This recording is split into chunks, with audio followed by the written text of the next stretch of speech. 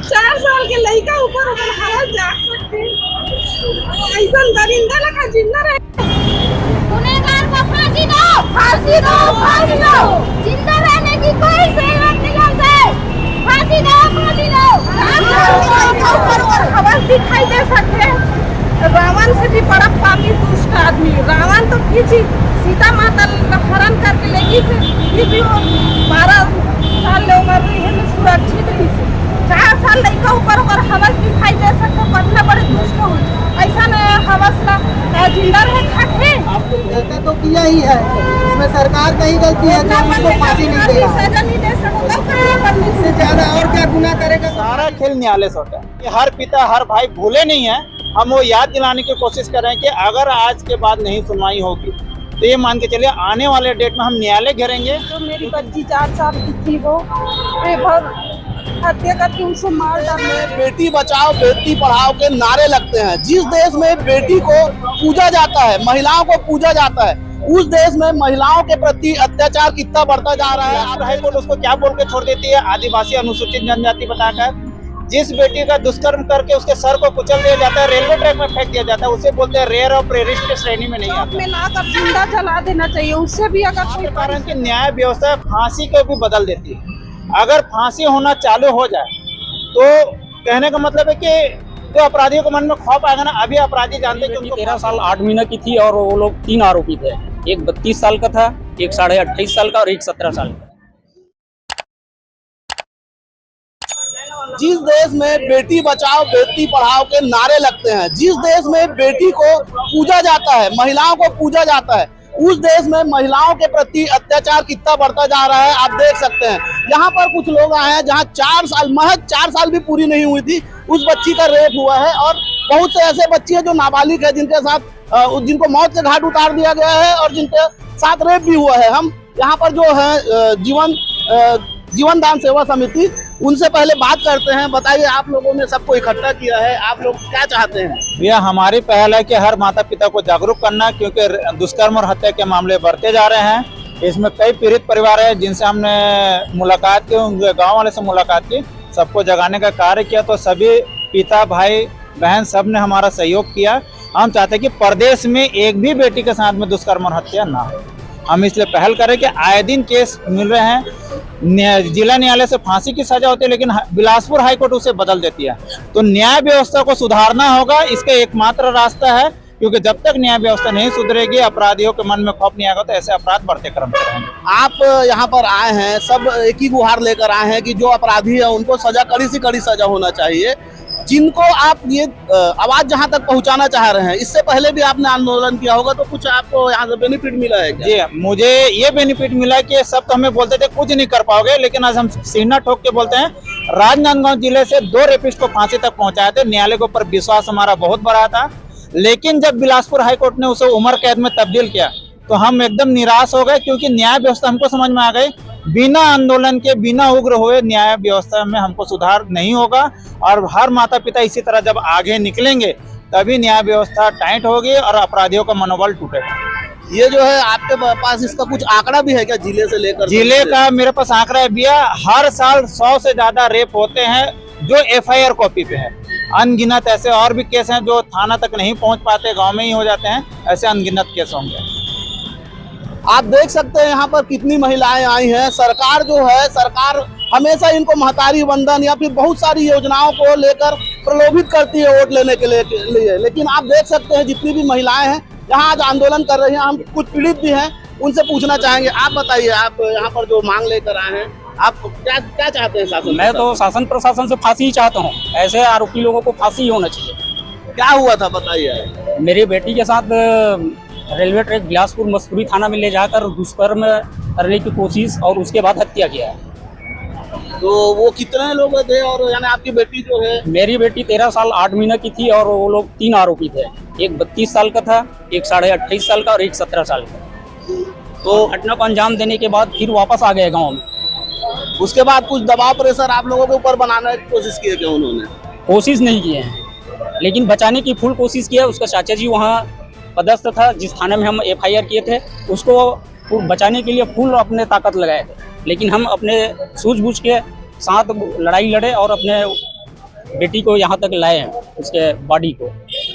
और कुछ कहना चाहेंगे? मैं एक ही बात बोलना चाहता हूँ, ये शासन प्रशासन की लचर व्यवस्था के कारण ये सब नहीं हुआ। उसके बाद जब छत्तीसगढ़ के पद्मश्री फुलभासन यादव जी का भी अपहरण हुआ था कुछ दिन पहले, जब इतने नाभी महिला को आरोपी लोग घर से उठा कर ले गए, तो ये छोटे छोटे बच्चों का क्या हाल होगा। ये सब शासन की सुस्ती है, चुप्पी है, इसलिए ये सब आरोपी लोग ऐसे कर रहे हैं।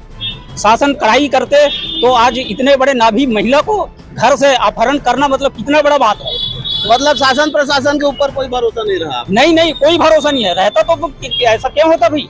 भरोसा रहता तो होता क्यों? जब छत्तीसगढ़ के पद्मश्री महिला है, जिसको पूरा विश्व विख्यात है, उसको आरोपी लोग किडनैप करके उठा कर ले जा रहे थे। वो तो अच्छा हुआ कि ट्रैफिक पुलिस वाले की सूझबूझ से वो बच गई, लेकिन उसके साथ भी वैसा होता।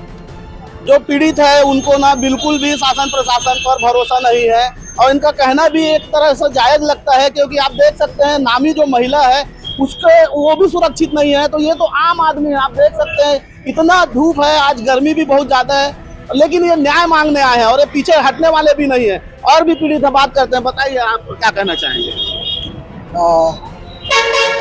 पढ़ाई करने गई थी बहन, अब उसको गला दबाकर उसका हत्या कर दिया गया। और क्या वजह है क्या नहीं वो तो हत्या करने वाला बोल ही दिया है, मैं हत्या किया हूँ करके। तो हम चाहते हैं सजा को जल्द से जल्द फैसला सुनाए और उसको फांसी का सजा मिलना चाहिए। हत्यारा कौन? हत्यारा पढ़ता था कॉलेज में, वो भी वही पढ़ता था, कार्तिक साहू नाम। कब की घटना है ये पिछले महीने 17 तारीख का है। तो देख सकते हैं यहाँ पे इनकी जो बहन है उनको भी गला दबा के जो साथ में पढ़ने वाला साथी था वो मार दिया है।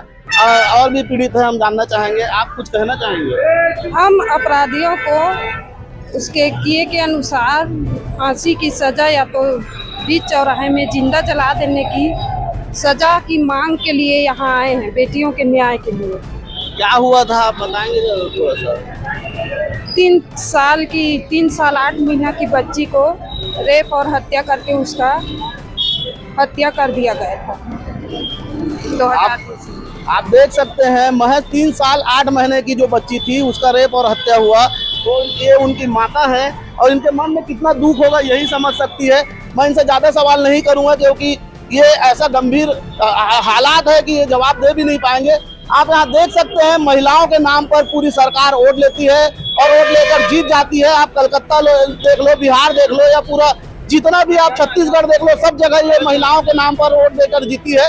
लेकिन आज ये महिलाओं को प्रताड़ना झेलना पड़ रहा है और आज ये कंडीशन हो चुका है कि इन्हें कानून और प्रशासन पर भी भरोसा नहीं रहा। ये रैली निकालकर अभी कलेक्ट्रेट जाएंगे और ज्ञापन सौंपेंगे। ये राजनांदगांव का महावीर चौक है, यहाँ से अभी निकल रहे हैं। मैं दीप, ऐसी और जानकारियों के लिए आप हमारे चैनल द न्यूज नायक के साथ बने रहें। अगर आपको हमारी खबरें अच्छी लगती है तो चैनल को सब्सक्राइब करें, साथ ही लाइक शेयर कमेंट्स करना ना भूलें। मैं ग्राम कांके तरफ से रेवती यादव।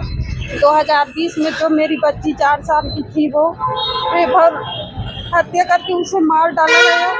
उसे आज तक न्याय नहीं मिला गया है। उसे उम्र कैद कर दिया है। उसे पैरोल में अभी छोड़ने की भी थोड़ी सुनवाई हो रही है उसे छुड़वाने की। तो मैं चाहती हूँ कि ऐसे अपराधियों को दिन दहाड़े चौक में लाकर जिंदा जला देना चाहिए। उससे भी अगर कोई बड़ी सजा हो तो वैसी भी सजा देनी चाहिए, ताकि ऐसे दुष्कर्म करने वाले अपराधी को कड़ी से कड़ी सजा और इन बच्चियों की आत्मा को शांति मिले। बस